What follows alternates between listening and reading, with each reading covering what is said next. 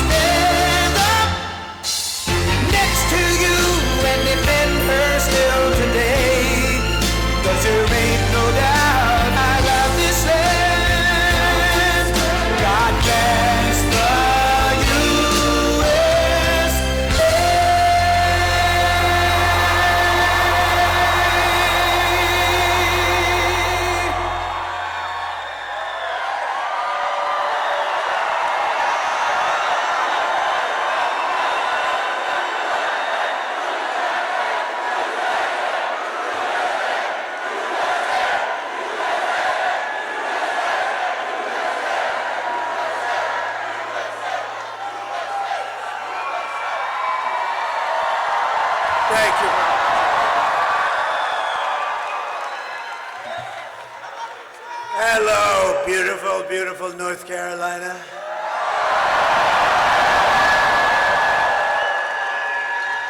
This is really the end of a journey, but a new one will be starting, and that's the one we've wanted to partake in, which is basically to make America great again. And now we'll have a chance to do it after today. Hopefully everything will work out well. We're way leading. All we have to do is close it out. We have to close it out. If we get our vote, there's nothing they can do. This is one of those deals. If we get our vote, we're leading every swing state, which is unheard of for the Republican Party. They're always up at the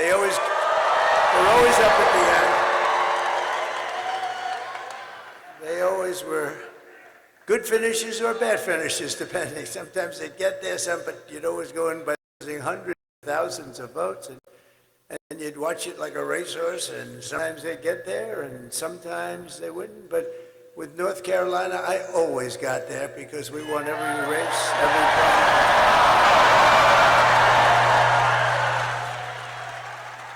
So essentially, they have an expression. I hate the expression, actually, but it's ours to lose. Does that make sense to you? It's ours to lose. If we get everybody out and vote, there's not a thing they can do. And if we don't, they have to get every person that ever signed anything in that horrendously dangerous party that's going to destroy our country. And it already is destroying our country. We just can't let that happen.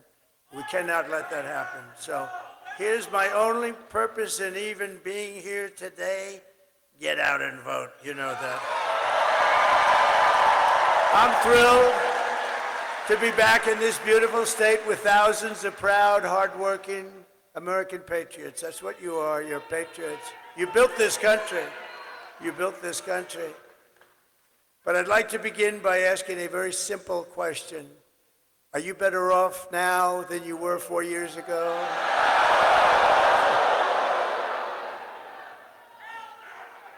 I've asked that question so many times. I've never had one hand go up for the other. With your vote tomorrow, I will end inflation. I will stop the invasion of criminals coming into our country.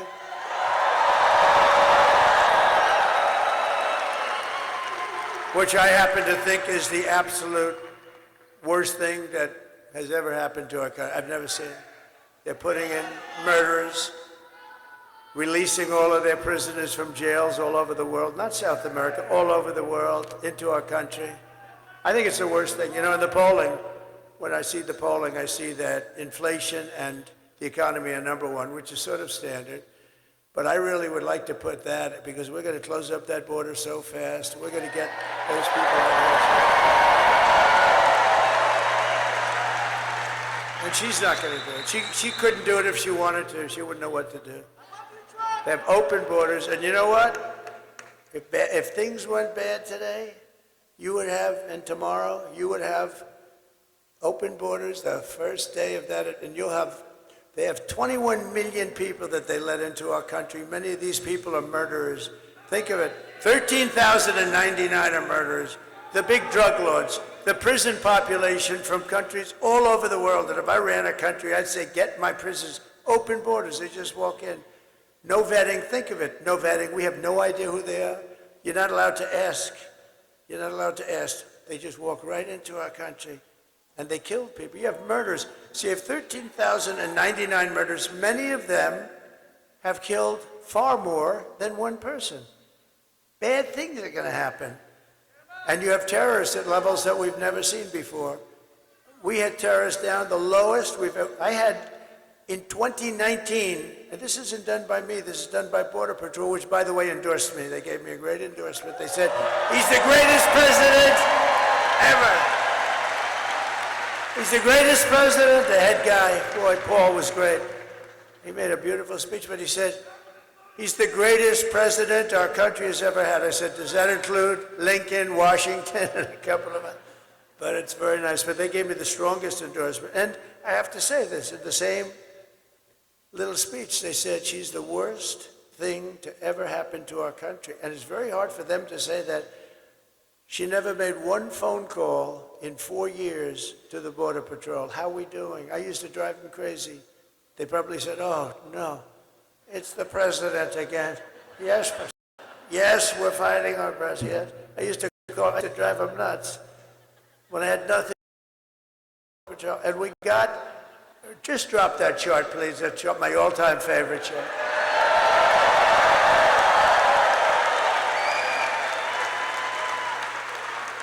My all-time favorite chart. I love that chart.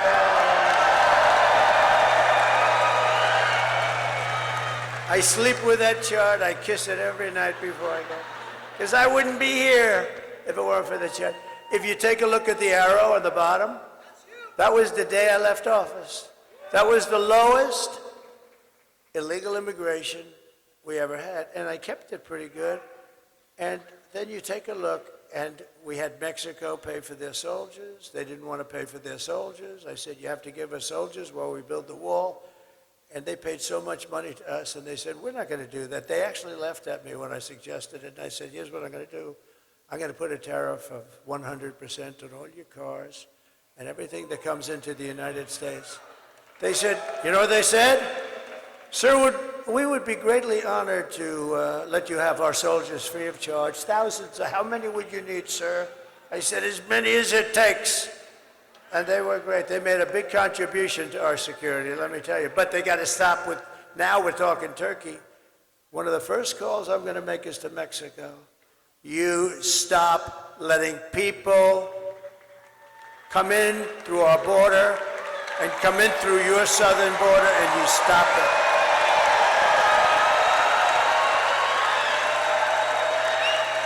Because Mexico, and I had a great relationship with the president, but he retired now. He left. He was a good man. He was a socialist. You can't have everything, but he was a good man. But they paid a fortune for the soldiers along the border. We were able to have great numbers. Well, built 571 miles of wall. I was going to add 200 more. By the way, far more than I said. I was talking about 200, 250. We built 571, and nobody talks about it. And you know what I did? Because we had a Congress that was not behaving, I said, I don't care. This is an invasion of our country. I'm taking it out of the military. And I took it out of the military because I gave them $725 billion. I say, congratulations, fellas, I'm taking out 10. What is it for, sir? It's called a wall because we're being invaded by Mexico.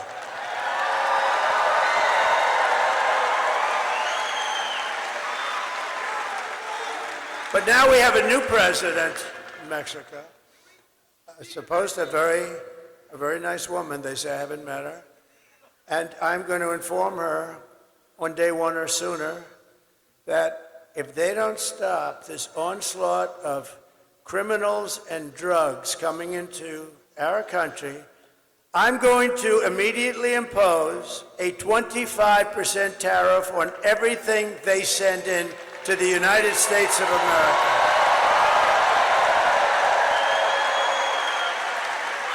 And the reason I delayed that, you're the first ones I've told it to. Congratulations, North Carolina. And it's only got a 100% chance of working, because if that doesn't work, I'll make it 50. And if that doesn't work, I'll make it 75 for the tough guys, and I'll make it 100. Then I'll make it 100. And at some point, they'll have so many soldiers on their southern border. You know, their southern border is where they come in. They come right through. And by the way, it has a 100% chance of working. It's only a question. I'll start off at 25%. That's a lot. Do you know Mexico's our #1 trading partner? Do you know what that costs? They make a fortune. They've taken over our country in a way since this Biden-Harris people. They became our #1 trading partner, and they're ripping us off left and right. It's ridiculous. They're not going to rip us off. They wanted $3 billion to meet with Biden. They wouldn't have said that with me. I would have said, oh, really? You want $3 billion to meet? I'd do the opposite. If you don't give us $3 billion, I'll impose the biggest frickin' tax.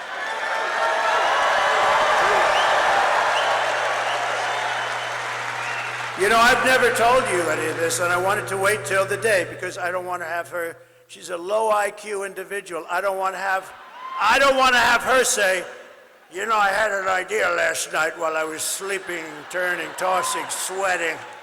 Because I sleep, I turn and I toss and I sweat and I sleep like no, I don't even sleep. You know, I've gone through 62 days without a day off.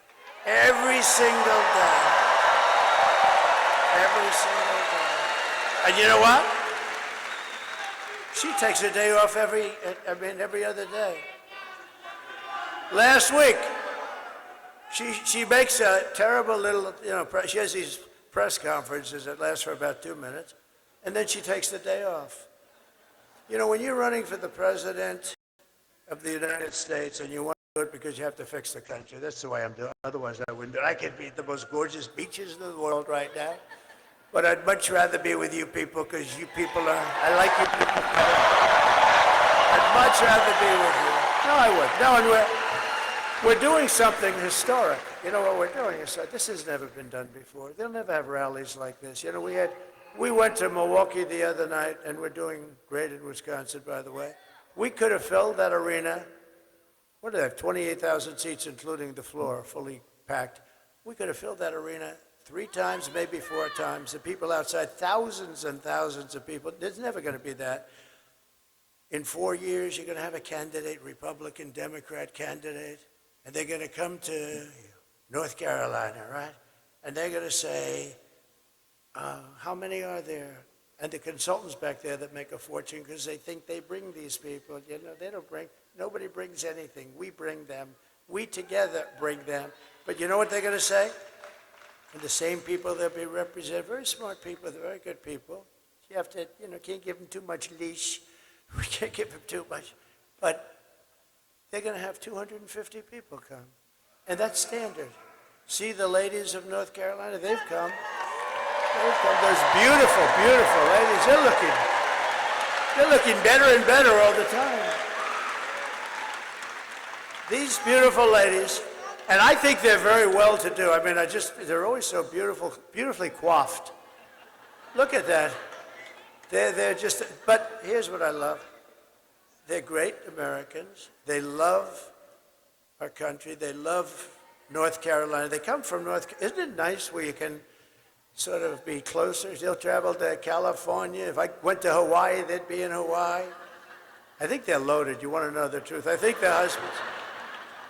The reason I never see their husbands is because they're working like hell. Because these wives are traveling all over the place. 257, they've been at 257 rallies. And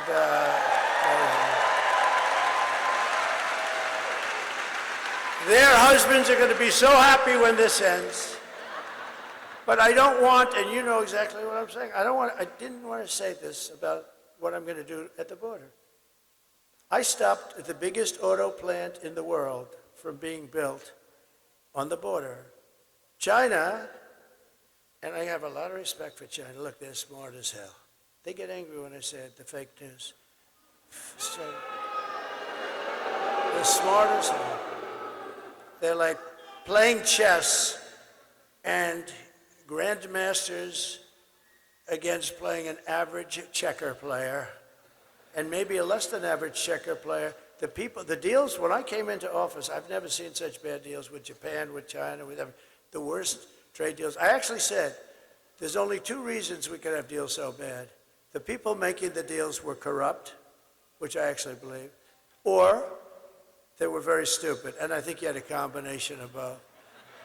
And we fixed a lot of those deals. We would have had them all fixed up, but then we had to fix COVID. But we had the greatest, think of it, we had the greatest economy in the history of our country, the greatest. We had the greatest border. That's done by Border Patrol. That's not a Trump special. That's done by Border Patrol, that lovely, gorgeous, I look at it, I get tears in my eyes. And you know, the day of that horrible situation in Butler, it was just about there. It's weird that you have it almost, because it's usually all over the place. You have no idea where it's coming up. When I say lift up the sign, I usually have to look all over there. I have one over there. But that graph is so meaningful because but even if the numbers were bad, I would still kiss it just equally. But those are the best numbers in the history of the border. And then look, it was like an Elon Musk rocket ship went up. They announced they were going to open the borders. I thought they were kidding. I built 200 miles of rail. And this is what Border Patrol wanted. I wanted to have concrete plank like in a parking lot, straight up and down the air, but you wouldn't get vision. And concrete is not as strong in terms of steel. They have very strong specifications. They wanted to have steel, hardened steel, very hard to cut. Then they wanted to have very powerful, high number concrete, so very hard concrete. And then they wanted to have rebar at the highest level of steel strength in the middle, because it's very hard to cut. It's like, it can be done if you're really good, but it's very hard. And then they wanted to have a anti-climb panel on top. I hate it. I hate the anti-climb. I said, I don't like it. It's so beautiful without that damn panel. Don't make me do that, sir. It's an anti-climb panel, and it's called that for a reason. And we actually had testers. We had two guys that climbed Mount Everest. I said they should qualify. But you know who the best were? We had drug runners. These guys are unbelievable. They went up that thing like it was nothing. Like I never, with 75 pounds of drugs on their back, drug runners. They were beating the Mount Everest. Well, it's a different profession after all. But they were right. That anti-climb panel stops them cold. They couldn't get over the anti-climb, so I said, let's do it. Let's do it. But we built 200 miles of additional, and all they had to do was put it up. The hard work was done. They were built, it was delivered, and the hard work was done. Highest specification, cost more money than what I would have done, but what I would have done, they have acids that actually melt concrete. They have certain acids that you put down. Those planks would have come down very easy. These guys are ingenious. You know, if they would spend their brains on good, everything in the world would be nice. No, they're genius. The way they smuggle drugs into our country. You got to see the cars. They build cavities in engines. So you're inspecting a car. They have them in hubcaps that even if you take the hubcap, you can't find them. It's like a double hubcap. It's the craziest thing. If they would spend that genius on doing good for their country or for us, I mean, we would have no problem. I mean, it's really incredible. And, you know, the The people that do the trafficking, what they do with the women is, they put them in trunks of cars. It's mostly women, by the way. Mostly women. A lot of people say traveling and trafficking. But the trafficking is women. And the reason is it's become as big as the drugs. And the reason is because of the internet. The internet made it a modern business and a big business. And I'll tell you, some of these guys are among the richest people in the world. And they run a real operation. And they essentially take care of Kamala because they even have an app where they can call. So they learn where they can drop people that they're putting into the country, where they can come through with drugs. They have an app. Can you believe you call an app? You're now a drug trafficker or a human trafficker, and you say, ding, ding, ding, hello? Where do I drop these people?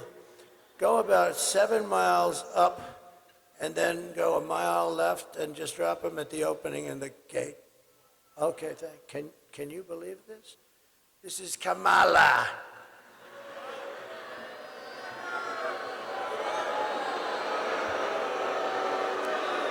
So all that stuff ends very quickly. We'll get that thing built.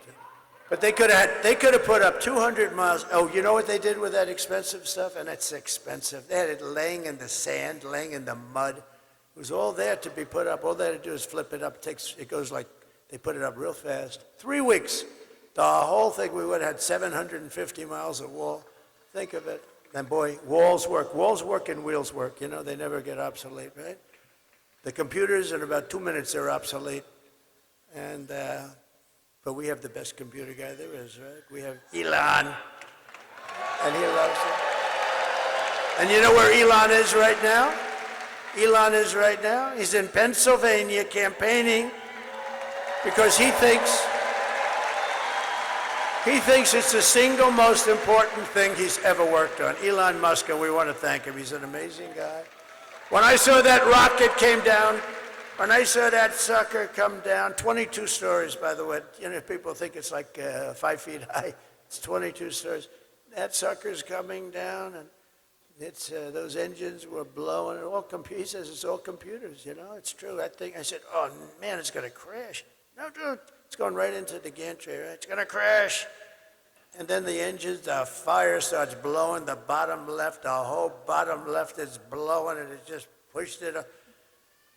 And then it came down, and those two big arms, you saw the arms? They grabbed that thing like you grab your beautiful baby. See, I've gotten much better. Years ago, I would have said something else, but I've learned. You have to learn. I would have been a little bit more risque. Like you grab your child, and put it in place, and I called Elon. I said, was that you? Yes. And he said, that's genius. He said, yeah, it was a lot of brain power went into that. I said, why do you do that? He said, well, we don't want to drop a ship in the ocean every time it goes, and you have to start all over. Those things cost billions of dollars. He said, this way we save them. I said, can Russia do that? No. Will they be able to? No, not for a long time. What about China? No. You know, we opened up Space Command. We did the whole thing. If we didn't do that, we'd be way, way behind. Space Force. You know, Space Force. We got one of the many. We did so many things with the tax cuts, the regulation cuts, the right to try for those people that are terminally ill. You get the right to try our medicines here instead of going to Asia and Europe. Or if you have no money going home, which is about 99% have no money and they go home. But the few people that have the kind of money you need for that go to Europe, that go to Asia. And we have the best labs in the world, and nobody ever talks about it. They tried to get it for 50 years. I got it done, passed through Congress. You think anything's easy to get passed through those guys? It's not easy. But we did so many things, and we've saved thousands and thousands of lives. It's worked out unbelievably. And, you know, nobody wanted it. The scientists didn't want it because they're terminally ill. They don't want to start from a terminally ill person. Looks bad on the records. They didn't want record sheets. The insurance companies hated it. It was very, very, I got everybody into a room. Our country hated it because our country will get sued. When somebody's terminally ill, they die and they sue the country. I said, you can't do that. I got everybody in the room, and I signed an agreement. Everybody agreed that we're going to work beautifully with people that are terminally ill, but they're not going to be allowed to sue anybody. If they die, they die, and if they live, it's going to be the greatest story. We have saved thousands of people, and nobody ever talks about it. Nobody ever talks about thousands and thousands.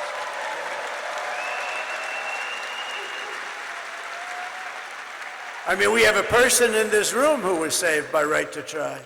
We're a space-age drug. They're doing things, but it takes a long time to get them approved, or I cut it in half. I cut that time in half. But the FDA takes 12 years sometimes to get something. And by the time it's approved, a lot of people are gone. So when they're terminally ill, we get them that drug right away. They sign an agreement that I or my family will not ever, for any reason and under any circumstance, sue the United States government, such and such a drug maker, such and such a lab, Dr. Schwartz, Dr. Jones. We will not sue anybody. We just want to get better. That's all it says. Pretty good, right? That's pretty good for only a semi-non-lawyer. But that's essentially what it says. And the funny thing is the ones that were most against it were the drug companies and the labs. We have the greatest labs in the world. What we're doing, space-age things, and we got it started. It was dying on the limb before I came along. Well, NASA was dead. When I came along, all you're seeing with the space, and NASA was dead. NASA had grass growing out of its runways. They had, every time there was a crack, you had grass. This place was dead. Now it's the most vibrant center anywhere in the world. All of their centers, it's vibrant, and Elon brought it back, and the people at NASA are doing a great job. They're all working together. But we brought it back. And ultimately, we want to go to Mars and all, but what I want it for is defense. And Russia and China were killing us in space, and space is so important. It's going to end up being maybe, I don't want to say more important than the Marines, because they'll never speak to me again, but I'll tell you what, it is going to be right up there in terms of importance. It's important. If we didn't have it, we were being lapped by China. They have stuff up there. And Russia, even though they're a little bit busy killing a lot of people, a war that would have never taken place. Zero chance. I'd speak to Vladimir Putin a lot. It was the apple of his eye. Don't do it. Don't do it. I mean, I closed up his pipeline. It was dead. Nord Stream 2. Biden came in and he allowed it to go. But he closed up the Keystone XL pipeline, our pipeline. Think of that. I said, no, Joe, you got it wrong. You let Keystone go forward and you close up the Russian pipeline. But he did the opposite.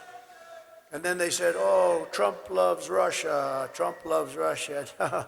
It's the biggest project they've ever had. I closed it up. Then he came in. The first day he was there, he let him build it. So what is that? Oh, that sounds so cute. I love dogs. I love dogs.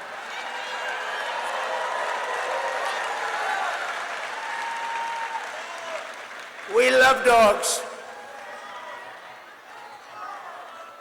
Lara Trump, by the way, you happen to know she's married to my son, and she's the vice chairman along with Michael. They're doing an incredible job. But she would come into the office, and she loves dogs and pets, and she would get me to do things for doggies that you wouldn't believe. Dad, we have to make the cages larger. We have to provide air conditioning. Can you believe it? I didn't know too much about it, but you understand what I'm saying? In these kennels where they're obviously not treated too good. I said, so do we have to give them a steam bath? Or do I? No, she was very, very strong, and I listened to her when she talks, I listen. But Laura was so incredible. As you know, she was born in North Carolina, lived here his whole life.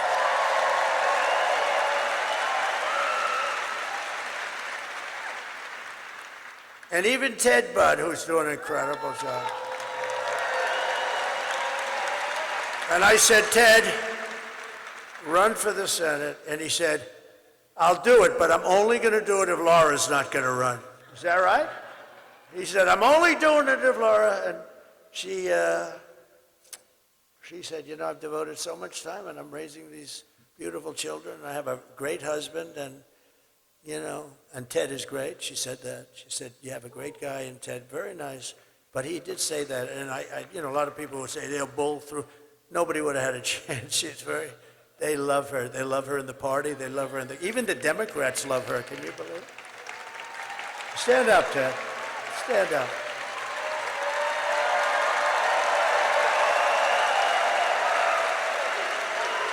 And he's doing a great job, but I thought that was really nice. And she knew he would do a great job. Tomorrow you have to stand up and tell Kamala that you've had enough, you can't take anymore. You just can't. What? They're all screaming, fire her, please. I mean, what a terrible job, what they have done to our country. And you're going to say that to her. You're going to say, you've done a terrible job, you're grossly incompetent, we're not going to take it anymore. Kamala, you're fired. Get the hell out. Get the hell out of here. You're out of here. Get out of here.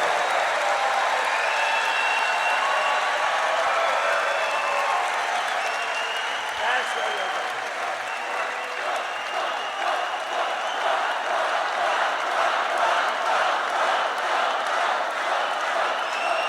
Thank you very much. So with your vote, we're going to win North Carolina, we're going to defeat Kamala, and we're going to make America great again. I hope you don't mind that entire opening, you know, I was going to get out of here fast. I'm doing 4 of these things today. They're big. And the voice is holding up just about barely. But I had to express it. You have been a very special group to me because I've won I've never lost a primary. I've never lost. In North Carolina, I've won everything. I won those elections. I've made all these friends.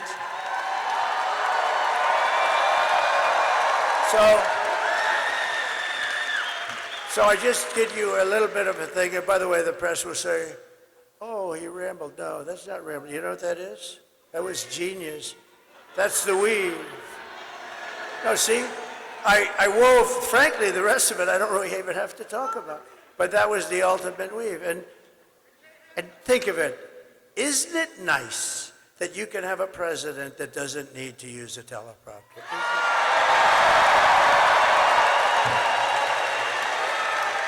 Isn't it nice?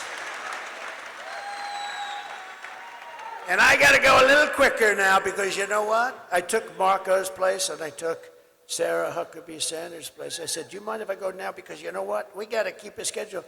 And I'm going to ask them to come up right now. Just come up. Because I took their place. And it's so rude. Marco is a big winner, beautiful winner from Florida. As you know, he's a great guy. He's my friend. And Sarah is now the governor of Arkansas. And we love those people in Arkansas. So while I'm talking, I'm going to ask them to come. See, we're trying to conserve a little time. But they are incredible people. Oh, come on up if you can, if you're around, wherever. Come on. See? That's called efficiency. I figure Sarah would be finished now and Marco would just about be getting started.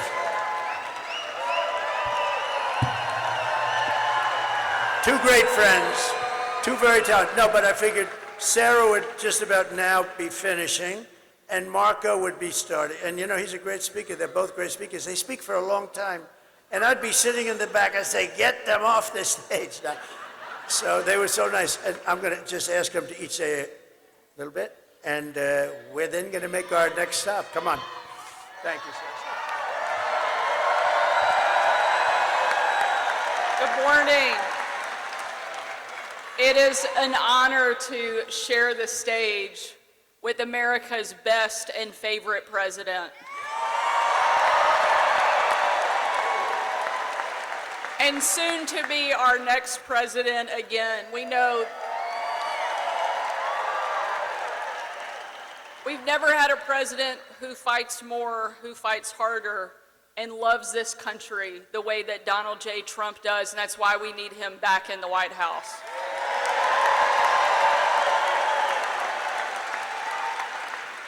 Every day when the left was relentlessly attacking me, It was Donald Trump who stood up for me, who empowered me, and gave me confidence to do my job, and that's what he does for every single American, every single day. He will not let us down. Make sure you get out and vote, North Carolina. We need you because America needs Donald Trump, and we're going to make it happen. Thank you so much for all you're doing.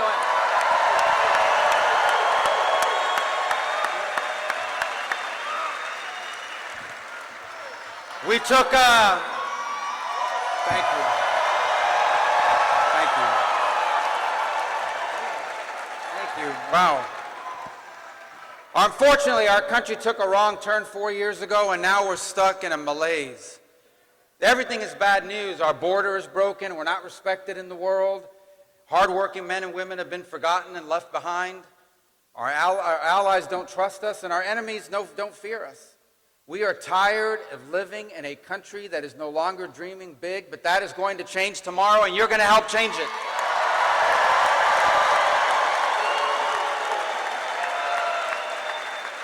Tomorrow, North Carolina and the country are going to make our 45th president our 47th president.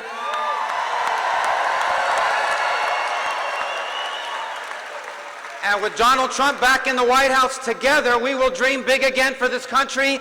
We will be a country that once again is proud of its history, excited about its future, because together with Donald Trump, we are going to make America not just great, but greater than it has ever been before.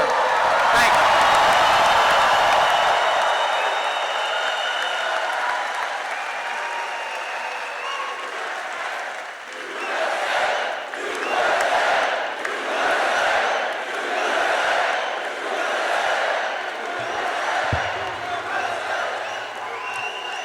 Okay, so they both did better. If they stood up here and spoke each for half an hour, what they just did was better and appreciated and brings us a little bit into schedule.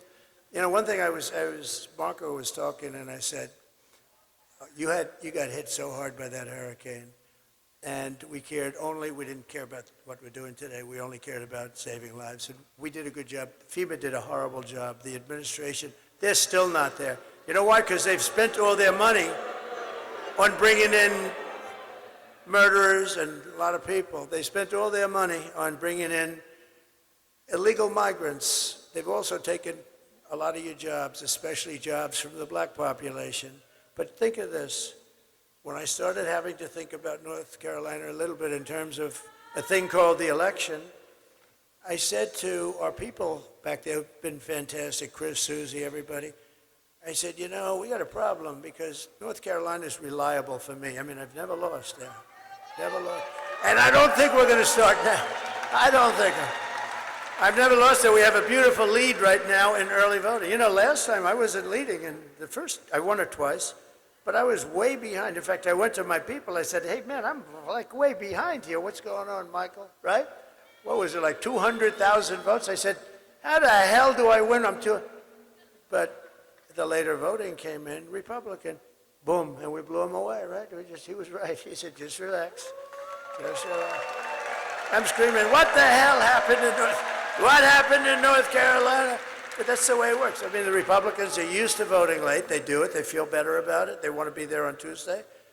And that's all we want them to do is do the same thing that they've done. But I have to say, an amazing thing happened because I went down, I had to be the first, but I went close, but I didn't want to bother people. I mean, it was devastating. And then shortly thereafter, I went to the sites, and it was horrible. The houses were ripped. People are still missing. Many people died. A lot of people don't know. You've had terrible FEMA response, like non-existence. Franklin Graham was great, and so many other people were great. And I made a big contribution toward the effort, but I said rather than me do it, I was ready to do it, but I said I'll give it to Franklin and others that are doing so well there. It's amazing, some of the people that work there. So we gave them a lot of money and they're doing a job. But no response. But you know what? I said to Michael and I said to other people, these people have been wiped out. Their houses are gone. You got to see, I mean, trees are ripped, giant trees, 10 foot in diameter. They're ripped out like they were toothpicks. I've never seen anything like it, and just clean. not only were the houses gone, but the concrete foundations were taken out. You'd see them laying 20 miles down the road. It was the most devastating that you can imagine. I said, we'll be lucky, and this was a very Trump area. We know what that means. So it's Trumpy. They call it a Trumpy area. And with a lot of love and great people, no crime, no nothing, just great people. But it was devastated, essentially destroyed. You'll probably have it built back in about 15 minutes, right? Because that's the way you are, workers. But I said, if we get 50% of the vote, I don't know they're not going to show up. So I figured anywhere, not having done this business that long, actually, I figured very accurately, anywhere from 25 to 50% of the people may come and vote. And here's what happened. The lines were through the roof. I don't know where the hell you all came from.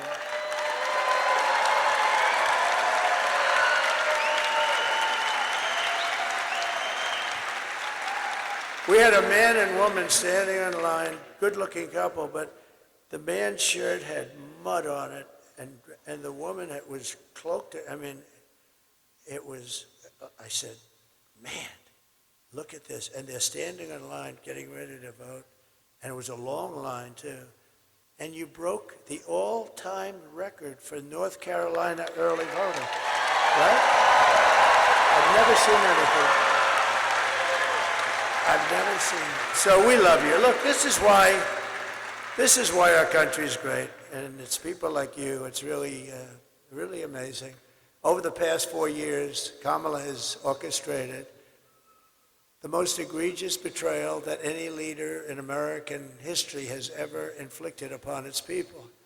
She has violated her oath, eradicated our sovereign border, and unleashed an army of gangs and criminal migrants from prisons and jails and insane asylums and mental institutions all around the world, from Venezuela to the Congo in Africa, stealing countless American lives. They're killing people.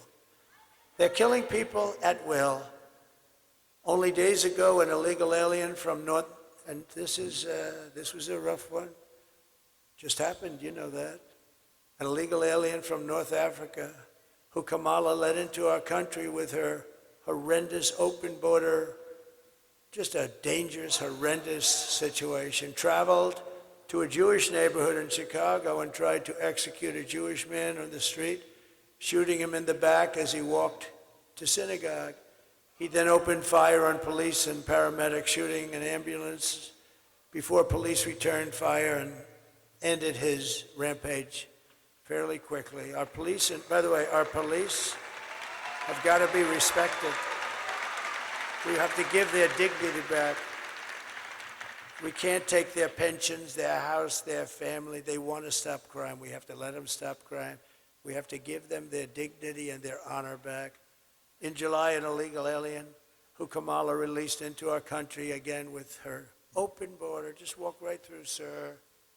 Did he do anything wrong? And they could look, the guys from ICE, they're great, and they could look at somebody and say, they can say where he's from, what he did, how many people did he kill, and they don't like what they're doing. They have a much easier job doing what they're doing right now, but they want to stop people and they want to get them out, or they want to put them in jail. Some are so bad you can't actually let out. If you did, it would actually be dangerous just to bring them back to their countries. Their countries weren't accepting them back until I came. With Barack Hussein Obama, I call him the Great Divider. He's the Great Divider. And he hit, and Michelle hit me. I was so nice to her. Out of respect, I was so nice. She hit me the other day. I was going to say to my people, am I allowed to hit her now? They said, take it easy, sir. Sir, take it easy. My geniuses, I'm telling you, they said, just take it easy. Oh, what do you mean? She said bad about me. I can't hit back. Sir, you're winning. Just relax. Is that good advice? Is that good or bad advice? I think it's neutral. You know what the response is there? It's like, nah. What do the ladies from North Carolina think about hit back or just relax?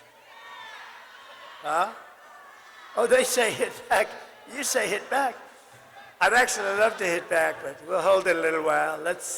We'll hold it. I'd love to hit back, but Oh, no, no, she took some shots at me the other day. I said, whoa, whoa, whoa, what have we here? I'd never heard that before. I've always treated her very nicely. But he's the great divider, Barack Hussein Obama. He's a great divider. But he never did, you know, he came out same way for Hillary. How did that work out? Oh. And here's news, it's breaking today. Sleepy Joe Biden has announced officially that he likes Trump more than he likes Kamala.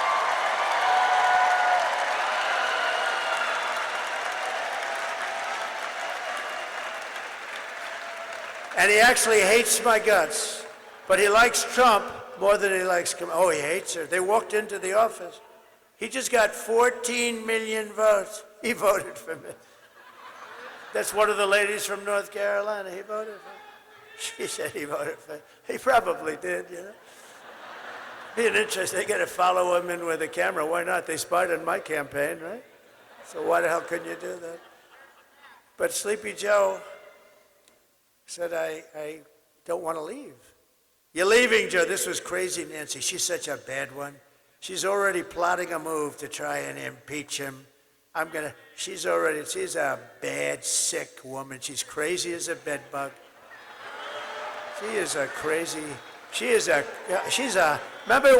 Remember she ripped up the paper behind me? You know, she could have gone to jail for that.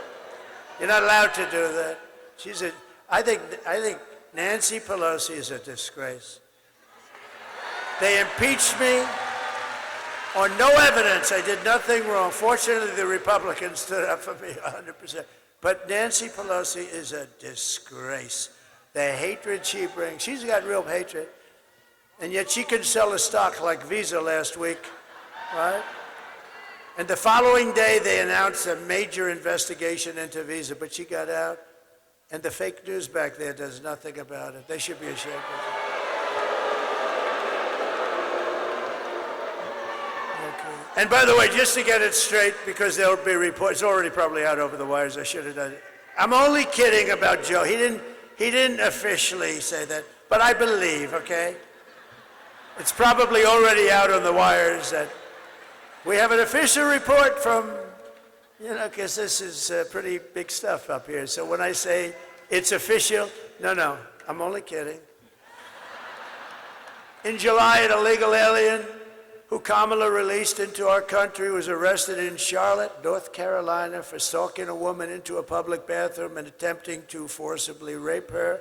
In Wilmington, North Carolina, 3 months ago, an illegal from Venezuela brutally stabbed a man to death just 4 days after he was arrested for domestic violence. But instead of being deported, this criminal alien was released so he can kill, and that's what he did. These terrible atrocities are happening every day in our cities and towns. They're going after young girls, they're going after old men, they're going after anybody that moves. They don't care. And you know, different from us, the moment they kill, they don't even think about it. We don't kill. But can you imagine if something happened and it would be devastating. They don't even think. They wake up the next morning and they don't even think about the damage and the havoc and the ruin they've caused families and the pain. And these are coming back. These people are coming into our country at levels that have never been seen in any country. No third world country would allow it. They'd stand at that border with sticks and stones and say, "You're not coming in here." I want you to hear directly from a mother whose world has been shattered because Kamala let savage illegal alien murderers into our country. Please. Sunday night, I asked her to not stay up super late because of her coming to work with me in the morning to do her summer school. She said, okay. I told her good night and I love you. I went to bed, not realizing that that was going to be the last time I saw her. We're best friends. Let's go shake it again. I woke up to notice she wasn't in her bed. I'm in my heart trying not to lose my mind because I don't know where she is. I finally remembered her phone had a location on and her phone was pinging just 2 minutes down the road. right behind the skate park. I start driving to the direction the phone was being pinged at, and I see a couple cop cars with lights on. I see yellow tape, and immediately my heart drops and sinks to the bottom of my stomach. My daughter's hands and ankles were both bound. She was strangled to death, left with no pants. And I know in my heart, she fought incredibly hard. She was not going down without a fight.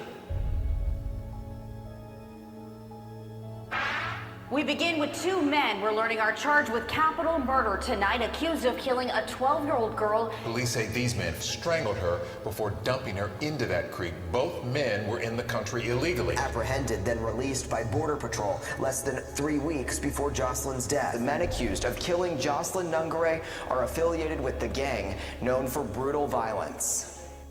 Kamala Harris was in charge of immigration and our borders. If we had better border policies and not open borders and not these catch and release policies, I truly believe this all could have been prevented.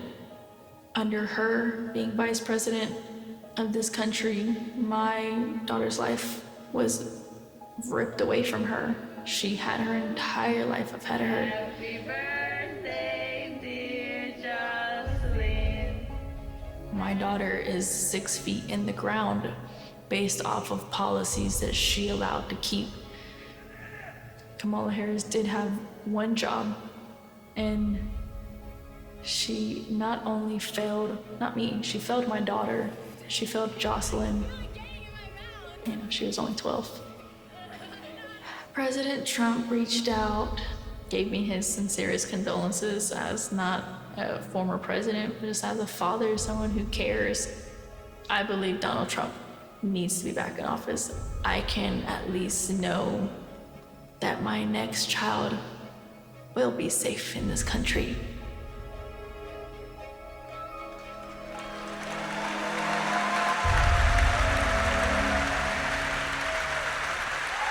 Very sad. That was a few days ago that we had the news announcement, and it was the day when the Border Patrol endorsed me so strongly, and I was so honored by it.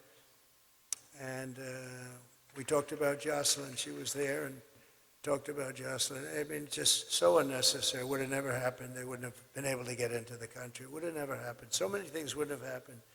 Inflation wouldn't have happened. Russia, Ukraine wouldn't have happened. Israel wouldn't have happened. The October 7th Israel attack would have never happened. Those people would all be alive. Most of them are gone, I believe. I think that's part of the reason they're not wanting to negotiate so much. They said, oh, I can't believe it. They probably, most of those hostages, sadly, I think they're possibly gone. Most of them are gone. And it would have never happened. That attack would have never happened. All those people would be alive.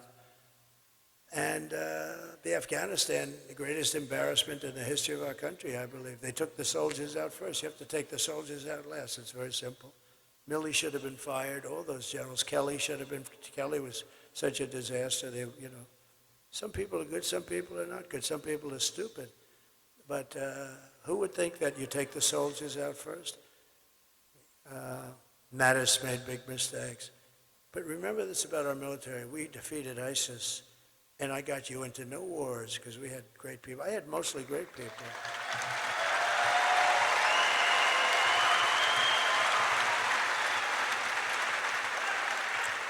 We had mostly great people. And when I went to Washington, I didn't know anybody. I was a New York guy. I was only there 17 times, according to the media.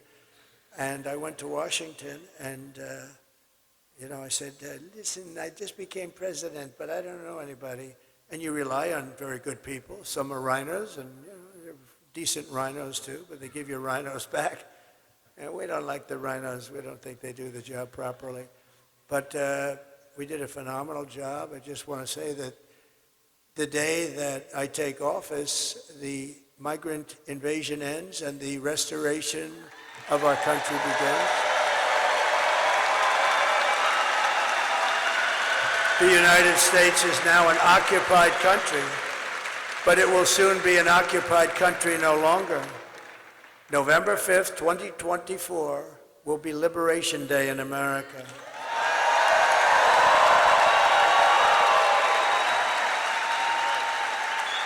And on day one, I will launch the largest deportation of criminal program in American history.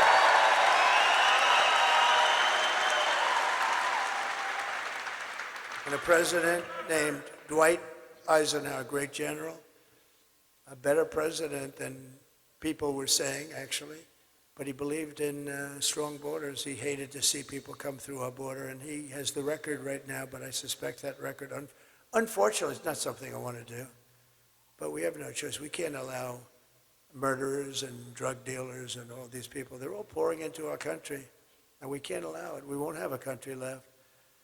I will rescue every city and town that has been invaded and conquered. They've been conquered. Our towns have been, you take a look at Aurora, take a look at Springfield. We have a town of 50,000 people, and they drop 30,000 illegal migrants. They used a little technicality so we don't go on, but that, to me, that's illegal. In any event, there's no way a town can subsist. You have hospitals where people who go for a checkup can't get checkups anymore. The whole place is being flooded. And they come from largely a troubled country, a very troubled country, very dangerous country, but a very troubled country. And they have another little problem. They don't speak a word of English, so the mayor, who's a nice guy, is looking for interpreters. This isn't what we're all about. 30,000 people going to a 50,000 people town. Springfield, Ohio, no problems. We had a beautiful, beautiful little town, and now it's horrible. And this is happening all over. Those are examples. Aurora, in Colorado, you have a radical left lunatic governor that has no idea what the hell he's doing. And Colorado should vote for me because of what they put me through. They tried to take me off the ballot when I was leading both the Republican and Democrat parties. And it went to the Supreme Court of the United States, and in a unanimous decision, they say, I'm sorry, you're going to have to beat him at the polls, you know? You're going to have to beat him at the polls. And hopefully they're not going to be able to do that. And the people of Colorado, you know who is more angry about that than the Republicans? The Democrats, the regular Democrats. And I think we have a chance of, I hope that Colorado's watching now, and I think we have a chance of winning Colorado because of what they did. That was, you talk about democracy. That was a threat to democracy. See, that was a real threat to democracy. And we will put the vicious and bloodthirsty criminals in a jail. We'll kick them out of the country. We'll take care of it. But to expedite removals of Tren Day, Aragua, and other savage gangs like MS-13, we have a lot of gangs. They're bad ones. They're tough people. Thank goodness we have ICE and Border Patrol, and we have great law enforcement. We have great law enforcement.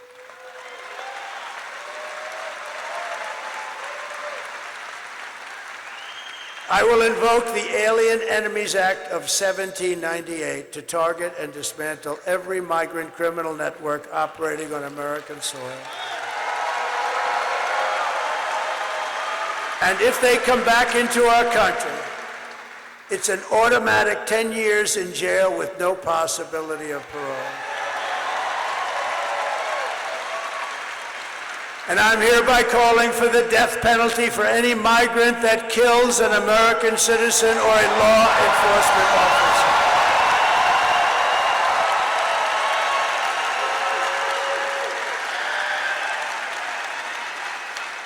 And I will immediately ban all sanctuary cities. They're sanctuary for criminals in the United States of America. And to secure our border and working along with all of the things we're going to be doing, we are going to rescue our economy. 4 years of Kamala has delivered nothing but economic hell for our American workers. Her inflation disaster has made life unaffordable and cost families over $30,000 in higher prices. And just days ago, we had the worst jobs report in modern history. Do you know that? I looked up, I said, thank you. Thank you. because they tried to hold it. They tried not to put the report out. Kamala said, don't put that report, it'll cost me the election. But the problem is the fake news doesn't want to report on it. So usually you're hearing 200,000 jobs, 300,000, sometimes like 4. We had the best numbers people have ever seen. But usually you're looking at a lot of, hundreds of thousands of jobs. Routinely, it's expanding, and 12,000 jobs were created. That's a depression. 12,000 jobs were created. But that's the good news. 30,000 private sector jobs were killed in a single month. Nearly 100,000 manufacturing jobs have been wiped out since the start of this year. 150,000 Americans joined the unemployment rolls in October. This is in 1 month. I always said I would never want to have a thing like this happen. And I've been saying it's going to happen because of what they're doing, because they know nothing about economics or business, or honestly, they're stupid people. We have stupid people leading our nation.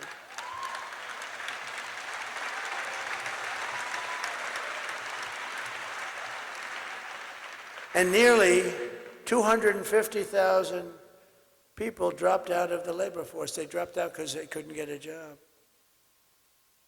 And can you imagine that? Can you imagine? These are the numbers, and they don't want to talk about it, but that's okay. These numbers are disqualifying. These numbers make them, because the famous quote, it's all about the economy, stupid. We have the worst economy that we've ever had since the 1929 Depression. These are depression numbers, and it's going to get worse. But see, they'll blame it on me. She just said, they'll blame it on me. But you see, that's what I didn't want. I didn't want to be sworn in and then have these numbers come then. I said, I hope it comes before I go into office. Otherwise, I'll get blamed. I didn't want to be a certain president. Thank you.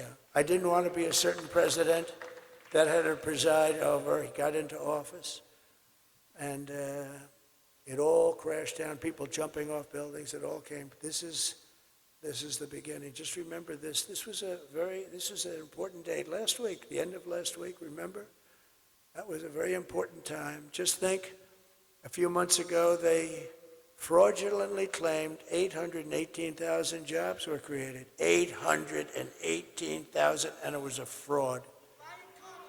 When in fact, there were no jobs that were created. It was all a lie, and they thought they'd be able to get away with it through the election, but there was a whistleblower, and the whistleblower couldn't stand what they were doing and blew the whistle on them, and they got caught.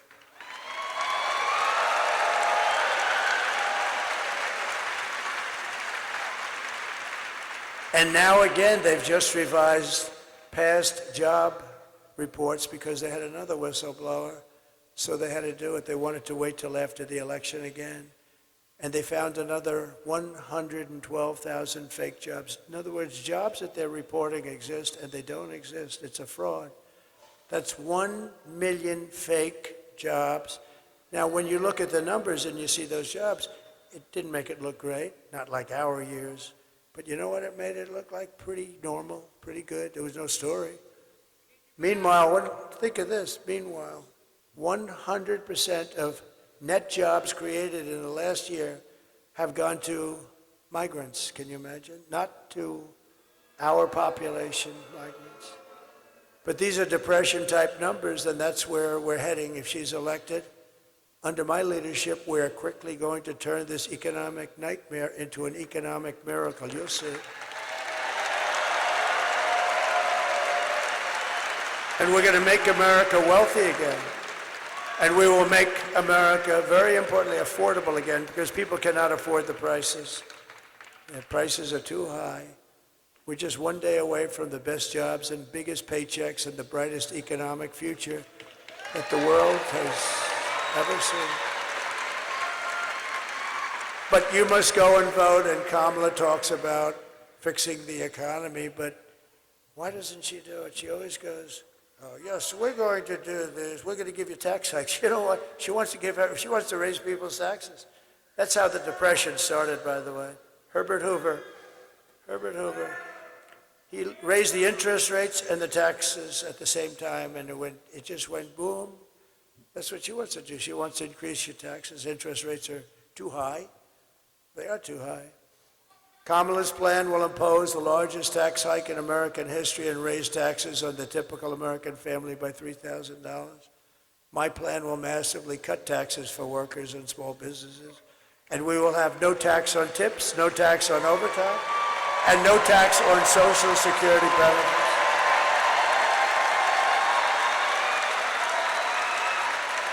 To rapidly reduce inflation, I will end Kamala's war on American energy, and we will drill, baby, drill. We're going to drill. Right? And I will cut your energy prices. You have very high energy prices, I have to say.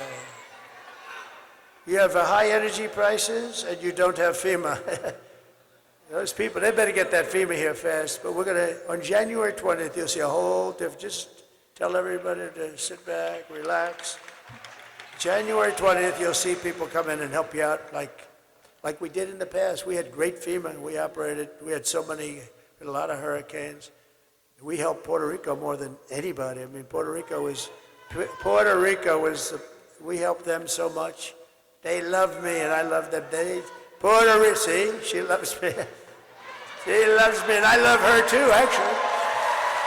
No, we had great FEMA. We helped Puerto Rico and other places, but at levels nobody ever saw before. We got in there. We sent hospital ships. We sent everything. They got hit hard. Puerto Rico got really hit hard, a lot. They still do.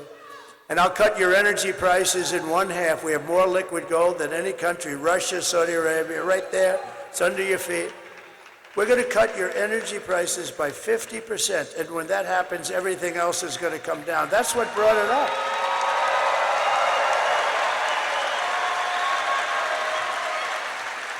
Now, before leaving, I just want to introduce some people that have just been great. Senator Ted Budd, you know, he's great.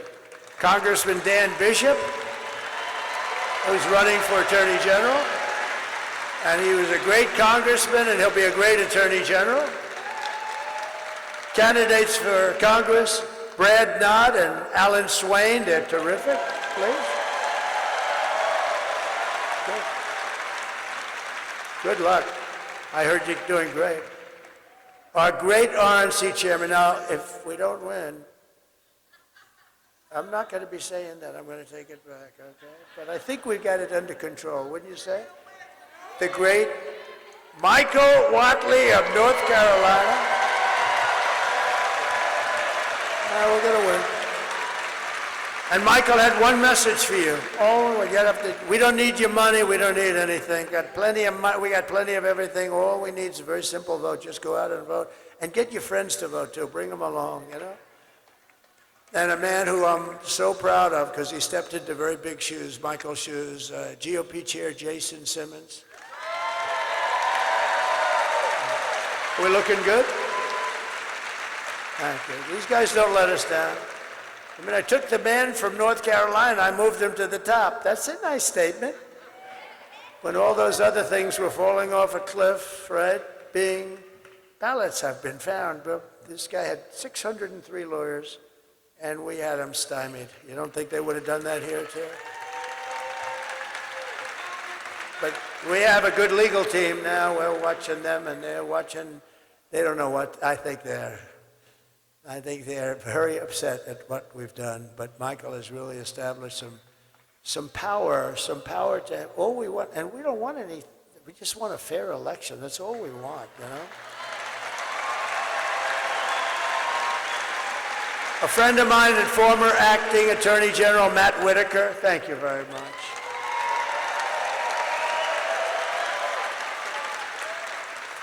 Alice Johnson's here. Where's Alice Johnson? Oh, look at my beautiful. Somebody came in to see me. They said, there's a woman that's been in jail for 22 years, just approximately, but like around that number. A beautiful woman, a great woman. Everyone in prison loves her. She's like the person that everybody, she's a high quality. And how much longer does she have to stay? Another 28 years. She's been there for 22 years. the model prisoner, and people called me about it. I've been hearing about her. And what happened was amazing. I checked it out. I said, wow, that's a hell of a big sentence for doing what people do now and they don't even get fined, right? So she's in there for 22 years.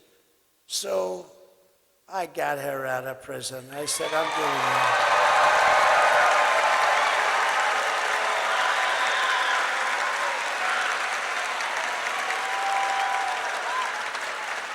You look beautiful. Wow. Can you imagine? She was actually on a phone call. They had a couple of guys selling drugs and stuff, and she was on the call. They gave her 22 years plus, I guess, 50, 60 years or something. I mean, it's unbelievable. Today, they wouldn't even give you a fine. And it's, and that's no good either, by the way, because what's going on. But it was one of the best feelings. I mean, I've had a lot of good feelings. We had a lot of victories, I'll tell you what. But that was one of the really good feelings getting. And then I said to Alice, she came into the White House, I said, how many people are like you in prison? In your prison, big prison? She said, many, sir. I said, really? Are they all that way? Are they? No, sir. And that was a good answer because I knew they weren't, If she would have said yes, then I would have said, well, you gave me the right answer. You don't know it. But she said, many, many great people. I said, give me a list of your top 25 or 30 or 50 or 10, whatever it is. Give me a list of really good people who shouldn't be there. And she gave me a list, and we got every one of them out immediately, right? Right?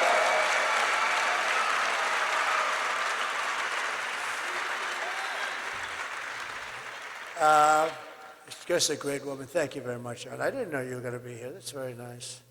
She still likes me. Well, she's got to like me. What the hell? I mean, could you imagine if she were like some of these guys? Sometimes I'll endorse somebody and they won't be that.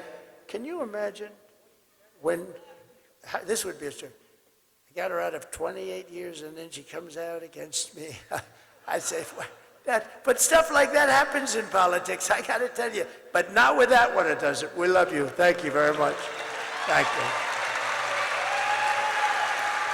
So I didn't even put it here, but we have so much stuff, and I don't want to bore you. But I was asked by a group of people, mostly African-American people, came to my office. They said, we've been trying for 30 years to get criminal justice reform. Obama couldn't do it. Nobody could do it. Nobody could do it. And they came to my office and they said, we have a problem. We're 5 votes short, and we need 5 conservative senators that are hard line. And actually, we had conservative senators that loved it, Ted, right? We had some conservative senators that were actually supporting it. But I called up some of the senators, and one of them in particular was great. He said, you got it. He was leading it. He said, sir, you got it. I said, I got what? I haven't even asked you a question yet. You're calling about criminal justice reform. And I'm the one that's leading against it, right? But you got it. Because if it wasn't for you, I wouldn't even be a senator. And if you feel that way, I'm giving it to you. That's the way it was. I got 5 guys in 10 minutes.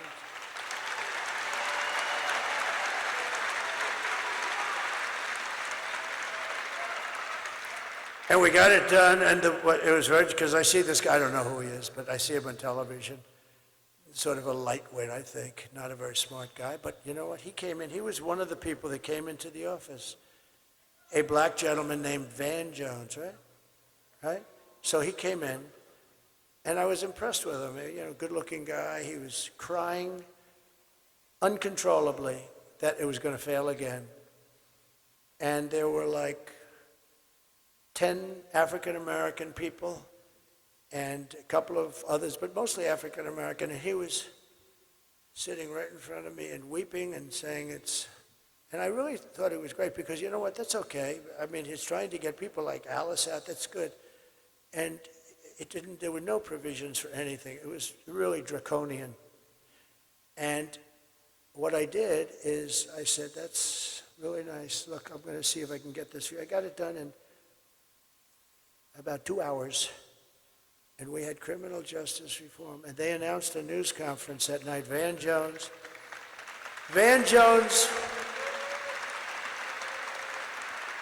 who I don't know. The only time I think I ever met him was in the Oval Office. They came in with a group about criminal justice reform. And remember, Obama couldn't get, nobody could get it, nobody. Bush couldn't get it, they all tried. Why wouldn't they try? So what happens is, he was crying profusely. I told him, congratulations, we're going to get it for you, and I got it. And then they announced a news conference that night in some place in Washington, D.C., and he was heading up the news conference. I said, First Lady, come on over here. I'm going to show you something really nice. This is really a beautiful thing. I'm very happy I was able to do this. I got them the vote that they could have never gotten, 5 conservative senators. You wouldn't have gotten these guys. You got to know what we're dealing with here. They were seriously hard right, and that's good. That's fine. You got hard left, you got hard right. And I said, First Lady, people love, she's got the #1 best-selling book in the country. Can you believe it? Can you believe it?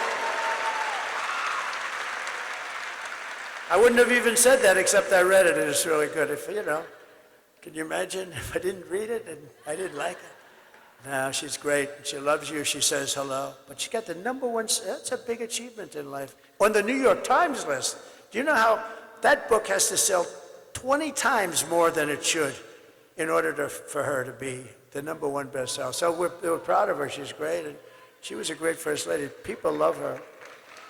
People love her. And I said, First Lady, see, this is a little bit of a weave. You see those stories? First Lady, book, boom.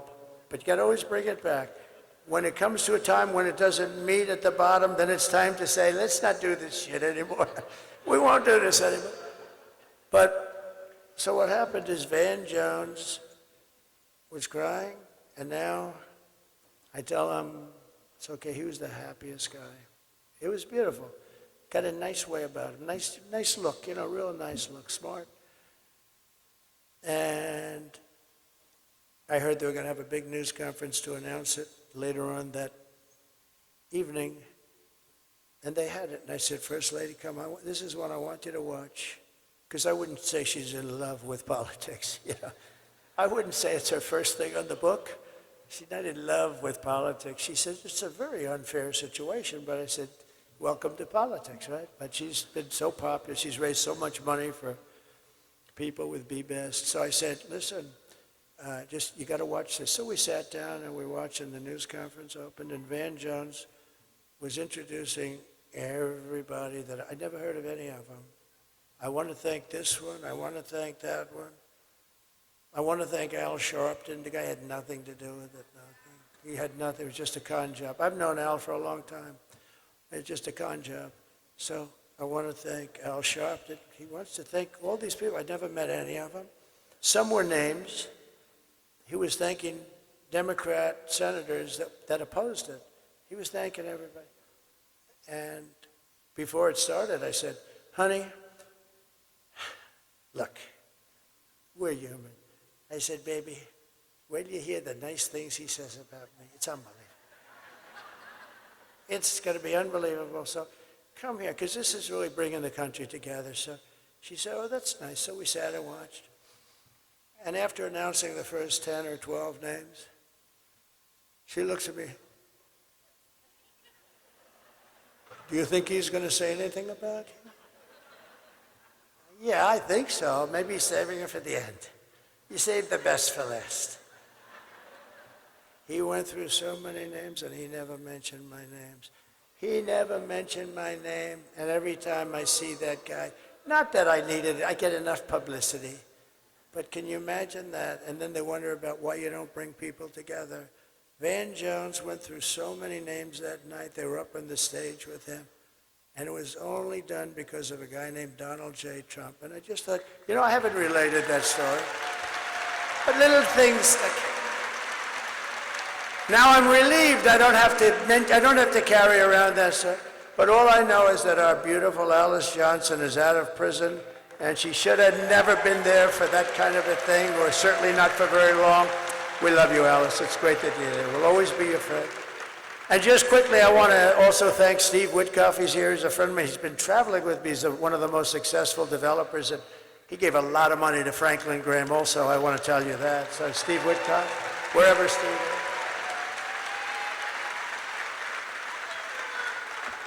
Thank you, Steve. And Howard Lutnick is, along with an unbelievable woman, Linda McMahon, heading up transition. And they're going to do a great job. He's got a great story. He's been a very successful person, but he had to rebuild his firm because of the attack on the World Trade Center. He lost his entire firm and then rebuilt it bigger, better, stronger, and he gave a big portion of the proceeds to the people that were killed. He lost the top 3 floors of the building. He was on his firm, Cantor Fitzgerald, was on the top 3 floors of the World Trade Center. They were all gone, including his brother. And he rebuilt that firm, and it's now bigger, and he gave a big chunk. He didn't have to do that, and he's just a very highly respected man on Wall Street, and he's involved in the transition at a high level.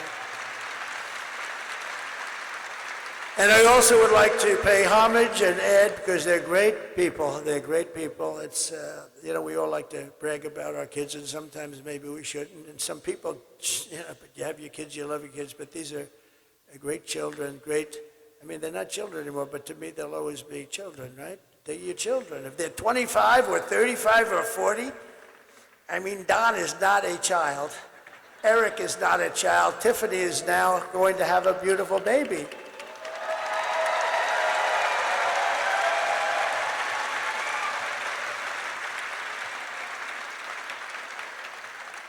And I want to, Ivanka called me a little while ago. She sends her love to everybody. She's terrific.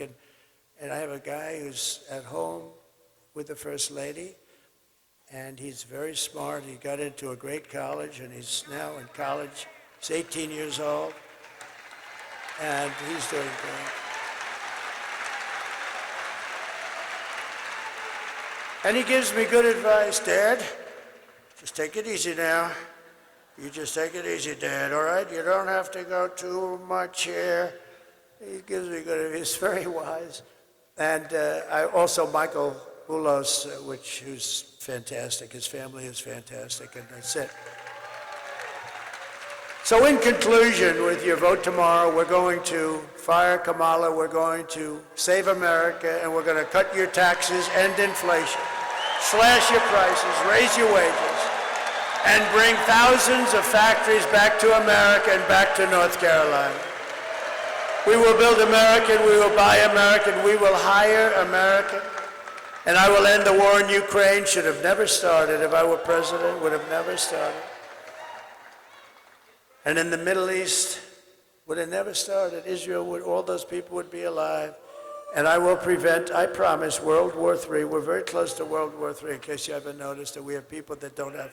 We have people representing us who don't have a clue. We will crush violent crime and give our police the support, protection, resources, and respect that they so dearly deserve. We will strengthen and modernize our military. We will build a missile defense shield over our country made in the USA. We will rebuild our cities, including our capital in Washington, D.C., making them safe, clean, and beautiful again. We will teach our children to love our country, to honor our history, and to always respect our great American flag. We will get critical race theory and transgender insanity the hell out of our schools. And we will keep men out of women's sports. I will defend religious liberty, I will restore free speech, and I will defend the right to keep and bear arms. After years of building up foreign nations, defending foreign borders, and protecting foreign lands, we are finally going to build up our nation, defend our borders, and protect our lands and citizens. And we will stop illegal immigration once and for all. And we want people to come into our country, but they have to come in legally, all right? We do want people. We will not be invaded. We will not be occupied. We will not be overrun. We will not be conquered. They are conquering. They are conquering large sections of our country. We're being conquered. Can you believe that? The only difference is they're not wearing military uniforms. We will be a free and proud nation once again. Everyone will prosper, every family will thrive, and every day will be filled with opportunity and hope and the American dream itself. But for that to happen, we must defeat Kamala and stop her radical left agenda with a landslide that is too big to rig.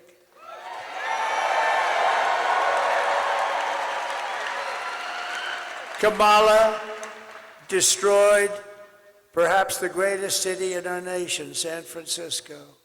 It's an embarrassment what's happened to San Francisco. We're not going to let her destroy our country. So all I need is for you to get out and vote. For the past 9 years, we have been fighting against the most sinister and corrupt forces on earth. We have together, all of us together. With your vote in this election, you can show them once and for all that this nation does not belong to them. This nation belongs to you. Belongs to you. Because it was the hardworking patriots like you who built this country, and tomorrow it is the hardworking patriots like you who are going to save our country.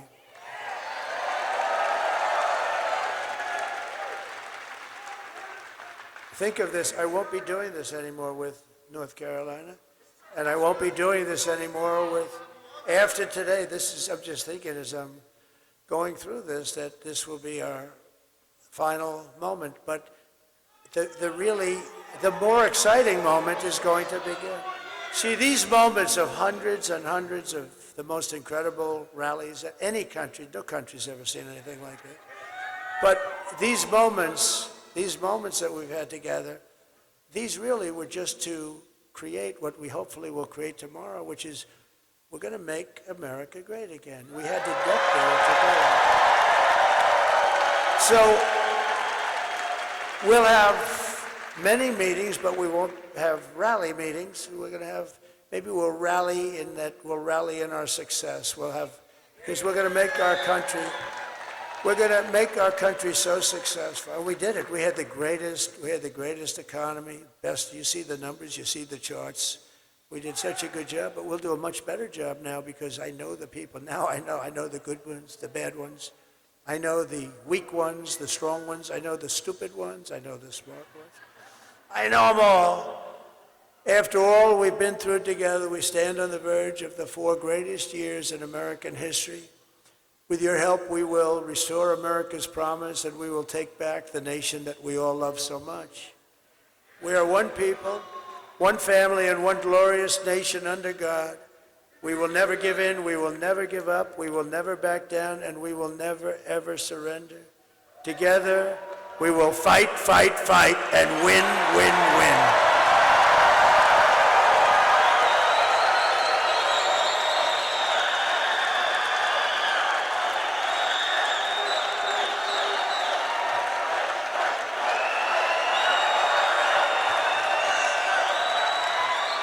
November 5th will be the most important day in the history of our country. We're going to save our country. We're going to turn our country around, and we're going to do it quickly.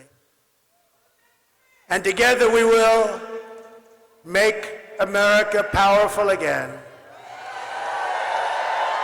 We will make America wealthy again. We will make America healthy again. We will make America strong again.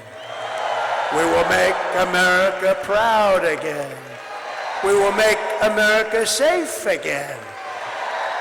And we will make America great again. Thank you, North Carolina. Go out and vote.